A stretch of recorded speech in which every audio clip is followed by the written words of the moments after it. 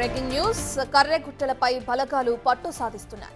మావోయిస్టులను మట్టుబెడుతూ ముందుకు సాగుతున్నాయి. తాజాగా జవాన్ల కాల్పుల్లో 4 మావోయిస్టులు చనిపోయారు. మృతులంతా మోస్ట్ వాంటెడ్ హిడ్మాకు చెందిన గెరిల్లా దళ సభ్యులుగా అనుమానిస్తున్నారు. మావోయిస్టు డంపులను స్వాధీనం చేసుకుంటూ ముందుకు కదులుతున్నారు. కర్రెగుట్టల్లో కొత్తగా 3 బేస్ క్యాంపులు ఏర్పాటు చేశాయి బలగాలు. అయితే కూంబింగ్ కోసం వెళ్లిన జవాన్లకు ఎండలు అడ్డంకిగా మారాయి. ఎండ వేడిమి తట్టుకోలేక జవాన్లు డీహైడ్రేషన్ కు గురవుతున్నారు. నిన్న 5 ఇవాళ 16 మంది జవాన్లకు వడదెబ్బ తగిలింది. 16 మంది తీవ్ర అస్వస్థతకు గురి కావడంతో హెలికాప్టర్ ద్వారా వెంకటాపురం ప్రభుత్వ ఆసుపత్రికి తరలించారు.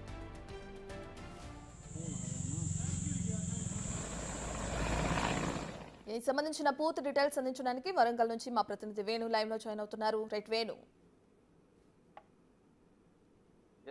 ప్రస్తుతం ఆపరేషన్ కగార్లో భాగంగా కర్రెగుట్టల బచావ్ పేరుతో సాయుధ బలగాలు చేసినటువంటి పోరాటము దాదాపుగా మధ్య దశకు చేరుకుందని చెప్పుకోవచ్చు. దాదాపు 2 రోజుల పాటు జరిగినటువంటి కాల్పులు పూజారి కాంకేరు బీజాపూర్ జిల్లా అటవీ ప్రాంతం లోపల జరగగా ప్రస్తుతం 10ల సంఖ్య లోపల అక్కడ మావోయిస్టులు మృతి తెలుస్తుంది. నిన్న రాత్రి వరకు 4 మహిళా మావోయిస్టు మృతదేహాలను గుర్తించగా వాళ్ళంతా కూడా పీజీఎల్ఏకి సంబంధించినటువంటి హిడ్మా దళానికి చెందిన సభ్యులుగా గుర్తించారు. మరికొంతమంది మృతదేహాలను గుర్తించాల్సి ఉంది. ఇక మృతదేహాలు ఎంతమంది చనిపోయారనే దానిపై కూడా పూర్తి సెర్చ్ ఆపరేషన్ ముగిసిన తర్వాత బస్తర్ ఐజీ సుందర్రాజు ప్రకటిస్తామంటూ కూడా ఆయన ఒక మీడియా ప్రకటన కూడా విడుదల చేయడం జరిగింది. ఇక మరోవైపు మావోయిస్టులు ఇతర ప్రాంతాలకు పారిపోయే అవకాశం ఉందని అటు వెంకటాపురము, దుమ్ముగూడెము, కొత్తగూడెం, ములుగు సంబంధించిన తీర ప్రాంతాలంతా కూడా మావోయిస్టుల కోసం వేట కొనసాగిస్తున్నటువంటి సాయుధ బలగాలు దాదాపుగా నిన్నటి నుంచి దాదాపు 3 కిలోమీటర్ల లోపలికి కూడా వెళ్ళాయి. కర్రెగుట్టల సెంటర్ పాయింట్ వద్దకు చేరుకోవడానికైతే బాంబ్ స్క్వాడ్ తనిఖీలు చేసుకుంటూ ఆ గుట్ట లోపలికి వెళ్తున్న పరిస్థితి కనిపిస్తుంది. ఈ రోజున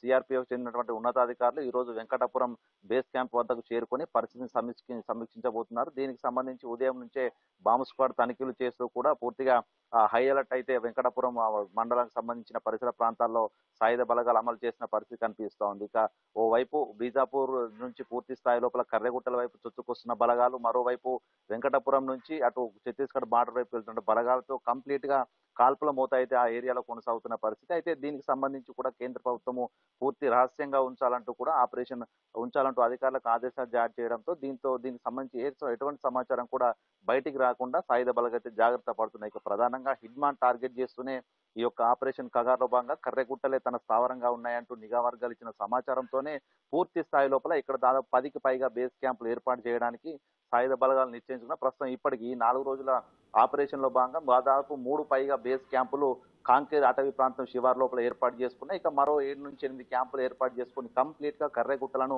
సాయుధ బలగాలు తమ ఆధీనంలోకి తెచ్చుకునేందుకైతే ప్రయత్నాలు చేస్తున్నాయి. ఇక మరోవైపు వెంకటాపురం నుంచి కూంబింగ్ కోసం వెళ్తున్నటువంటి సాయుధ బలగాలకు ఎండ దెబ్బ అనేది భారీ అడ్డంకిగా మారిందనే పరిస్థితి తెలుస్తోంది. ఎందుకంటే దాదాపు ఈ 2 రోజుల వ్యవధిలోనే 20కి మంది పైగా సాయుధ బలగాలు పూర్తిగా ఎండ దెబ్బకు తగిలి అనారోగ్యం పాలడంతో వాళ్ళని హెలికాప్టర్ లోపల వెంకటాపురం ప్రభుత్వ ఆసుపత్రికి తీసుకొచ్చారు. అక్కడ వాళ్ళందరికీ కూడా చికిత్స అందించి ప్రథమ చికిత్స అనంతరం వాళ్ళని తిరిగి మళ్ళీ క్యాంపుల వద్దకైతే పంపుతారు. అంటే ఈ స్థాయిలో ఇక్కడ ఎండ తీవ్రత అధికంగా ఉండడం, అదేవిధంగా అటు కర్రెగుట్టల ప్రాంతం అంతా కూడా పూర్తిగా వేడిమికి తట్టుకోలేక సాయుధ బలగాలు కొంత అనారోగ్యానికి గురవుతున్నట్లు తెలుస్తుంది. దీంతోనే ఛత్తీస్గఢ్ నుంచే పూర్తిగా ఫోర్స్ ఫార్వర్డ్ మూవ్మెంట్ అయితే బాగా అధికంగా అటు నుంచే ఉన్నట్లు కూడా తెలుస్తుంది. ఎందుకంటే అటు సైడ్ కొంత అడవులు ఆ పచ్చని రాకులతో కలిసి ఉండడంతో కొంత టెంపరేచర్ తక్కువ ఉంది కాబట్టి ఆ వైపు నుంచే పూర్తిగా కర్రెగుట్టల ప్రాంతం వైపు దళాలు అయితే దూసుకొస్తున్న పరిస్థితి.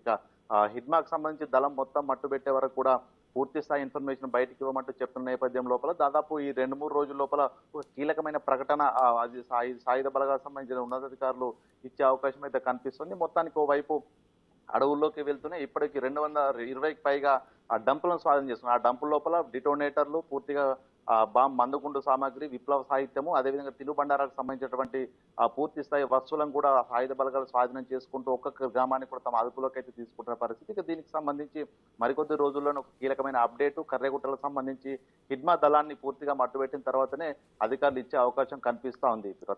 Right, thank you Venu.